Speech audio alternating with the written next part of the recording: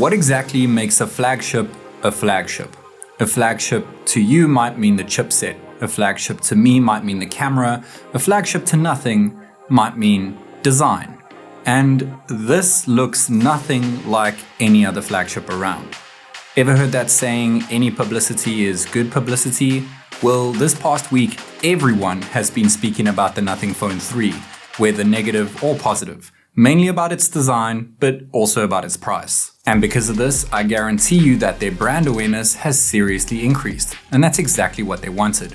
Nothing are calling this their first true flagship, but does it actually live up to what we, as consumers, perceive as a flagship? Let's start with box contents. The Phone 3 comes with a box in another box. The message in their box shows that they care about the community.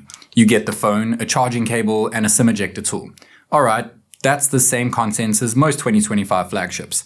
But then they also include a free case. It's not a very good case, but they didn't have to include one. You get all of that for a starting price of $799, regardless of your currency. So that's only €70 more than the Phone 2 when it launched, or $100 more, or £170 more, or for those in India, 30,000 more rupees, which is an extra $350. That's a very big ask. There are other flagships out there that you could pick up for the same price, but 256GB versions of the latest iPhone 16 and Samsung S25 cost a little bit more, and that's for their baseline versions.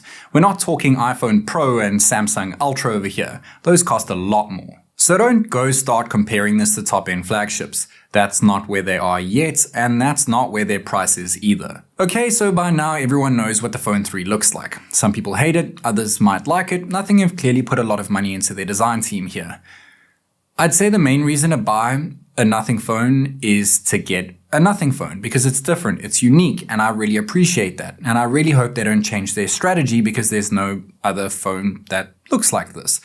But I feel like there was so much build up to this event, to the launch of the Phone 3, because it was classified by Nothing as their first true flagship, and a lot of people were excited about that, and a lot of people were let down.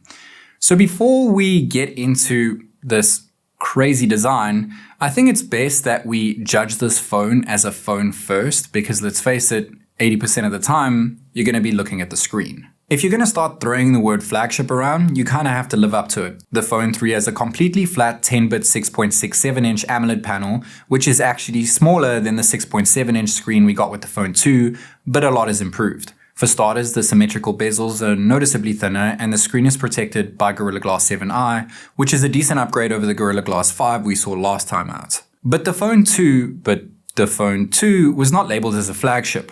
I did some digging, and the I in Gorilla Glass 7i actually stands for intermediate, aka mid-range, not flagship. I guess I'm nitpicking here, but that's what reviewers do. 7i is still pretty strong. Screen resolution has also seen an upgrade and now pushes out 460 pixels per inch, so things look more crisp than the 394 ppi we had with the Phone 2. PWM dimming is also jumped up to 2160Hz, which is higher than most other flagships. Peak brightness is now a crazy 4500 nits, up from 1600. Full screen outdoor brightness is now 1600 nits instead of 1000, and touch sampling rate has increased to 1000 Hz instead of the typical 240. We still get a 120 Hz refresh rate, but this is where they lose me. You see, the Phone 3 uses LTPS technology instead of LTPO, which the Phone 2 has, so it can only adjust between 30 and 120 Hz instead of 1 to 120. Even then, I only noticed the device cycle between 60, 90 and 120, and never saw it drop to 30 Hz. LTPO tech is typically seen in flagships and usually helps with battery life. Which brings us to our next flagship pillar, battery. The Phone 3 has a larger 5150 mAh silicon carbon battery. That's flagship capacity and flagship material. Here's the thing though, the Indian version of the same phone has a 5500 mAh battery, so you might feel like you're losing out if you buy one in the global market, but they're actually the exact same sized battery. They didn't make two versions of the same phone, they just used software to limit it in order to save on shipping costs.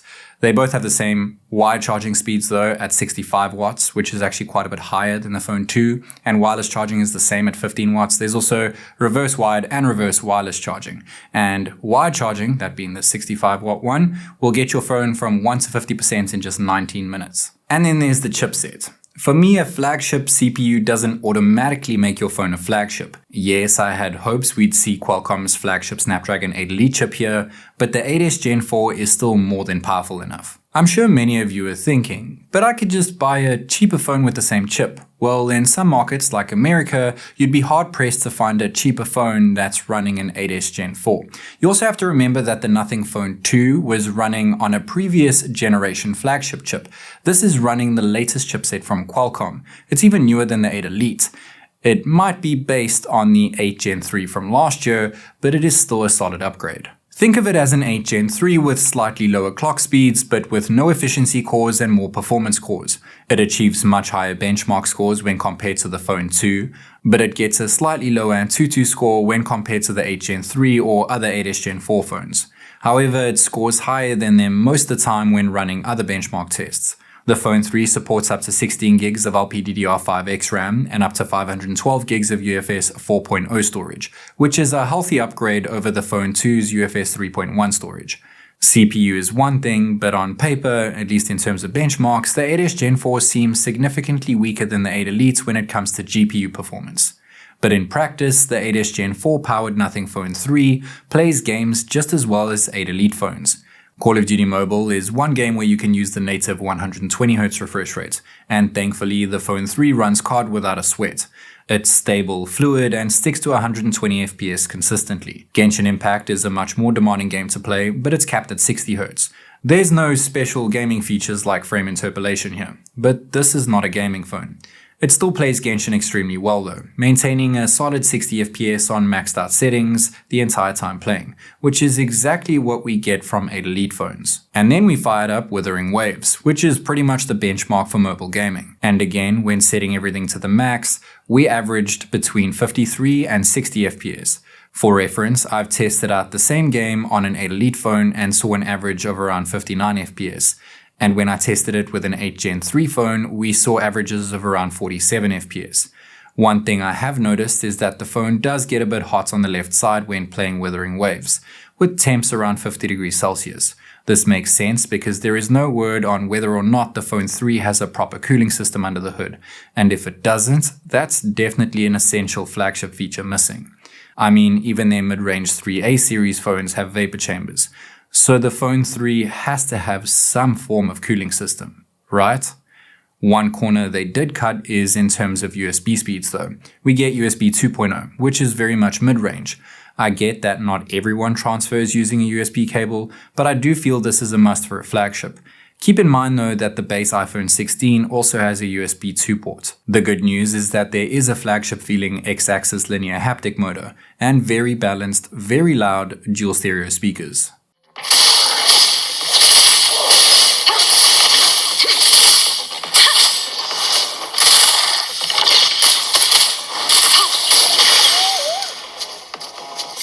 An 8S Gen 4 is always going to perform better with a well-optimized phone, and Nothing are known for fantastic optimizations. Unless you tend to emulate PC games on your phone, I highly doubt you're going to notice much of a difference between this and the 8 Elite. And that's because we've kind of reached the peak of what phones can actually do. What's the point of having so much power if it's completely unusable? Take the Pixel for example. It has a worse chip than this and it actually costs more, but it's still classified as a flagship. Why? Because it has fantastic cameras. That's another pillar of what makes a flagship a flagship. We get 4 cameras in total here. All of them are 50 megapixel sensors and all of them can shoot 4K 60 FPS video. The ultra-wide camera is actually the same ISOCELL JN1 sensor we saw in the Phone 1 and 2, but this time there's no autofocus. I guess it makes sense since the periscope is now used for macros. There's always a reason. The JN1 is a 4-year-old sensor now, but the new ISP no doubt improves the end results. That said, edge distortion is very apparent and most of the detail is found in the center of the image. I also noticed that the ultra-wide suffers from lens flare times and it's quite inconsistent in terms of saturation. The main camera is very much a flagship sensor though. It's the OmniVision OV50H with a 1 in 1.3 inch sensor size, an f1.68 aperture and supports OIS. It's actually the same main sensor found in the Automagic 7 Pro, which cost almost twice the price. Saturation and color accuracy are impeccable. It nails dynamic range and contrast, and focus speeds are snappy. Here's it against my iPhone 16 Pro Max, which has a similar size sensor and costs a lot more than the Phone 3. I'm just throwing this out there. Let me know your thoughts. It's also capable of 2x lossless zoom, but it tends to underexpose the subject when cropped. There's a slight difference in colors when shifting between sensors, but they are mainly different in exposure and saturation. Though I'm kinda impressed with the consistency, which is probably thanks to the ISP. Then there's the periscope camera, which is something that the Phone 1 and 2 both lacked. Their mid-range Phone 3a Pro was actually the first Nothing phone to include a periscope. The Phone 3 relies on an ISOCELL JN5 for its periscope, which has a 1 in 2.75-inch sensor size, an aperture of f2.68, and supports OIS. The 3a Pro's periscope is much better on paper thanks to its larger size and wider aperture. The 3a Pro has that massive camera module though, so it had a lot more space. That said, the 3a Pro is a mid-range phone, and the 3 is their flagship. Thing is, the Phone 3 has a better ISP, which more than makes up for things. I'm actually very impressed with how well this small periscope performs at its 3x optical zoom. At least in daylight, it offers fantastic detail, color accuracy, and dynamic range. And it supports macro photography too, with a minimum focusing distance of about 10 centimeters. That's closer than you can get with the 3a Pro, but I mean it's a smaller sensor. You can also shoot 6x in macro mode, but it seems to lose quite a bit of detail. 6x in sensor zoom is actually fantastic when using the periscope normally though. And here's its 6x in sensor zoom against my iPhone's 5x optical zoom. You be the judge and let me know in the comments. Just like with the 3a Pro, we can zoom at up to 60 times, and AI Super Res Zoom kicks in from 30 times. Shots come out okay when the subject is well lit up. The main camera struggles to offer good edge detection in portrait mode at 1x, but it cleans up nicely at 2x lossless. The periscope does a fantastic job though. The selfie camera has been upgraded from the Phone 2. It's now a 50 megapixel JN1 sensor, the same sensor used for the ultra-wide. It's the same one found on the 3a Pro, and it also skips out on autofocus. Just like with the 3a Pro, it can't bin down, so you'll always be getting 50 megapixel outputs. But apart from underexposed portrait shots, it actually takes great pics at night. The sensor seems better suited as a selfie sensor though, as the ultra-wide takes average nighttime photos. The main, on the other hand, does a superb job. Again, here's it against my iPhone. Let me know what you think. The periscope is quite small, so I wasn't expecting wonders at night. And tonal range becomes very weird when you start zooming in. Just like I mentioned earlier, all 4 cameras can shoot 4K 60fps video. Ultra-wide video comes out alright, but stabilization is actually pretty good. They can also all shoot 4K 60fps HDR video, which is a nice little bonus. Keep in mind this is all unedited footage. Stabilization is more than decent when recording regular 4K 60fps video with the main camera, and its quality is fantastic. OIS also helps keep things stable when shooting with the periscope at 3x optical zoom, and detail is great when your subject is close enough. There is no portrait mode option, but there is nice natural depth when using the main and periscope. It's nice that you can shoot HDR video with the selfie camera, but there are a few things missing with this camera system overall. There's no dual video mode, no pro video mode, and no option for 4K slow motion video. So we finally have 4K 60fps selfie video, which is awesome, but there's still no portrait or cinematic video for selfies or even for the back cams. Either way, let me know your thoughts on the video and microphone performance when using the selfie. That JN1 sensor is just not good enough for shooting selfie video at night though, and since the ultra-wide camera relies on the same sensor, it's a pretty similar case when recording at night. The main camera does take much better nighttime video, but it's far from perfect, and due to the periscope's small sensor size, it doesn't allow enough light to enter the lens. Make sure you have a good light source before recording any video at night with the Phone 3. That said, most flagships struggle to record ultra-wide and periscope video at night. These days, what differentiates a flagship from, say, an upper mid-range phone are its cameras. I know a lot of people that only actually care about cameras and everything else comes second. The Nothing Phone 3 takes fantastic photos with its main camera and extremely good daylit photos across the board. But I don't think it's quite a flagship camera smartphone. I have been told though that this is still early software, so I am expecting improvements here. Okay, so what's left? Yes, design. Now, design isn't exactly what I'd call a flagship feature, but it's been Nothing's philosophy since the very beginning. I mean, who doesn't like a good-looking phone? Design is single-handedly what makes a nothing phone a nothing phone. Sure, they could make a better phone if they didn't spend so much money on design and innovation, but then they'd be like every other phone brand. And that's boring. People buy a nothing phone because it's unique. And this design is very, very unique. Now, I don't usually associate design with software, but they go so hand in hand here, it's hard not to. The software is so good, the design is questionable. But they both look similar, if that makes sense. They're both very abstract. Let's get the basic stuff out the way first. The Phone 3 comes in just two colors, black and white. The black is more of a dark gray like the Phone 1. Both have different color tones, but the black is more muted since everything blends in more. It does show more fingerprint smudges though. The Phone 3 is kinda thick at 8.99mm, but it doesn't have a large camera module like most other flagships. It's also kinda heavy at 218 grams. It has flat aluminum side rails, the back is protected by Gorilla Glass Victus, and we now finally have a proper IP68 dust and water certification. Hey, those are all flagship things. The in-display fingerprint sensor is still optical though, so that's not so flagship. It does have a very flagship feel in the hand though, which is always important. The back design is divided into 3 sections and we still have that level of transparency that you just don't get from other phones. However, the camera placement is strange and I'm putting that mildly. The ultra-wide and main sit perfectly in line and are level with each other. The periscope sits above the main, but it's offset and sticks out the back less than the other two.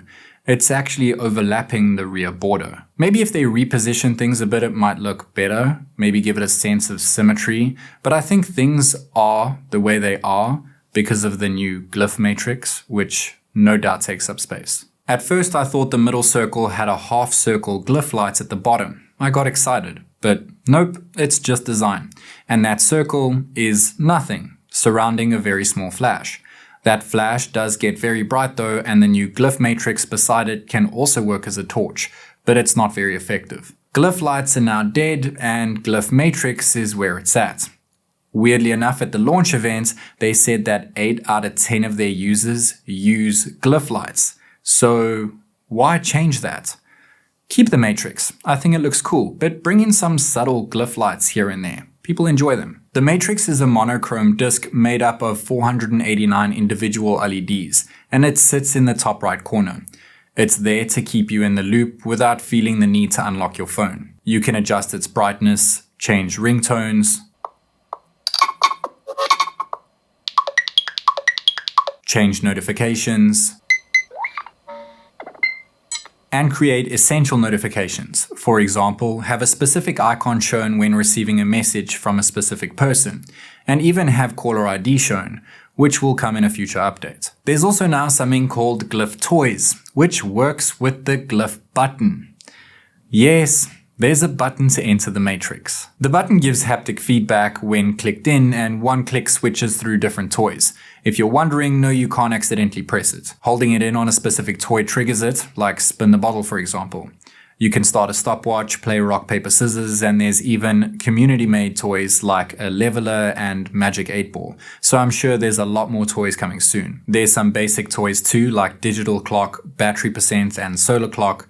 These are the only 3, for now, that can be set as always on glyph toys. When you lock your phone and put it face down, there's a neat little pulse. But your chosen always on glyph is only shown after you've clicked the button, and the toy you're on needs to first time out, which kinda defeats the purpose. Apparently they made the switch to the matrix because it's more intuitive, easier to follow, and more useful. For me, it's more like a party trick I'd only use now and then. The always on display, the always on glyph toy would be useful, but there are a couple other things that I actually might use it for. The first is as a volume indicator, but for some reason it only works when your phone is unlocked, which again defeats the purpose entirely. Next is the glyph mirror toy, which lets you take selfies using the back main camera. And lastly, using something called flip to record. If you hold down the essential key while your phone is locked and face down, it will activate the new essential recorder feature, which is pretty much a voice recorder, but waveforms are shown on the glyph matrix. While recording, you can click the essential key to highlight a key moment, and once you're done, you can hold it down to end the session. You can see the key moments in the timeline, and you can click AI analysis to create a summary of your recording. You have to be logged in to use this feature though, and you only get 300 minutes per month. There's no way to transcribe everything you say word for word, and when you play back the recording, it sounds like this. Which is pretty much a voice recorder, but waveforms are shown on the glyph matrix. Essential Recorder can also be activated through a quick setting tile or a home screen widget. The Essential key was first introduced with the 3A series, and it's easy to mistake it for the power button when you first start using it, but we still get the same features that we saw when it debuted. Click it once and it'll take a screenshot which you can attach a written note to. Hold it in and it'll attach a voice note to that screenshot. When you do that, the recording is automatically transcribed word for word, and when you play back the recording, it sounds like this. Hold it in and it'll attach a voice note to that screenshot. And if you double click the key, you'll enter Essential space where all of this is saved. So the new flip to record feature clearly needs some work, and I do see potential in the Essential key. I just still wish that we could customize it to do something else instead of feeling forced into Essential space. Don't get me wrong, I do really like Essential space. I just wish that I could change it up to something like a mute switch, for example. Or if they lowered it a bit, maybe we could even use it as a camera shutter button. Essential space is all about organizing your thoughts better, but the new Essential search feature is something I can actually see myself using on the daily. It's activated when using your app drawer search bar. You can type in a question like with any AI assistant. You can search for contacts, photos, and files, quick search something on Google, or even get it to answer a math problem. Think of it as an everything search. It's an assistant which covers everything on your phone and more. And apparently they're working on new ways to personalize it even more down the line. ChatGPT is also now integrated into the phone and can replace Google Gemini if you'd like. There's a toggle for it when you take a screenshot and even an interactive widget. Another interactive widget is Essential News, which can have news segments read out to you based on your interests. Welcome to Nothing News, where the headlines are as empty as my coffee cup this morning. Another cool feature is the recording light. Yes, that little red square on the back of the phone blinks when you record a video or use the voice recorder. For some reason, it doesn't light up when you use Essential Recorder though. I guess there's the matrix for that. The Phone 3 is running Nothing OS 3.5 based on Android 15, but apparently we're going to be getting OS 4.0 based on Android 16 as early as Q3 this year. And we'll also be getting 5 years of major Android updates and 7 years of security patches. There is no other software quite like Nothing OS. It looks different and it can be very customized. There are tons of interactive widgets, folders can be personalized, and your home screen and lock screen can be set up to exactly how you want it with options like monochromed icons and AI wallpapers. The always-on display matches your lock screen and can be filled with widgets. There's a smart app drawer option to keep it more organized. We still get private space to protect your secrets, and all of Google's goodies are routed into the phone. Oh, and yes, there is eSIM support by the way. But that's kinda expected for a flagship. Things are very stock and there's almost no bloatware out the box. Software in general is so well optimized that it feels more fluid than pretty much any other Android software skin around. I've noticed that general tasks are snappier than phones that run an 8 Elite chipset with unoptimized software. I'd rather run an 8S Gen 4 that feels more integrated, if that makes sense. Nothing OS is very much their DNA, but so is their back design. And its geometric design has the same formula as its software. Sure, it's not everyone's cup of tea, but I'm sure there are some people out there that can see past all the online criticism and see it for what it really is. Unique. It's very unique, isn't it? They're trying something new here, and I can appreciate that. But at the same time, they're seriously narrowing their audience here. That might be good for some, but it's definitely not good for growth. But even then, I don't think it's about the phone. It's about the price, and I get that. The world has been told that this amount of money will get you this amount of hardware, but Nothing is not that company. They are the brand that gives you a lot more than just hardware. They sink money into things that other brands don't need to. There's the design, because yes, other phones stick to the same design year after year.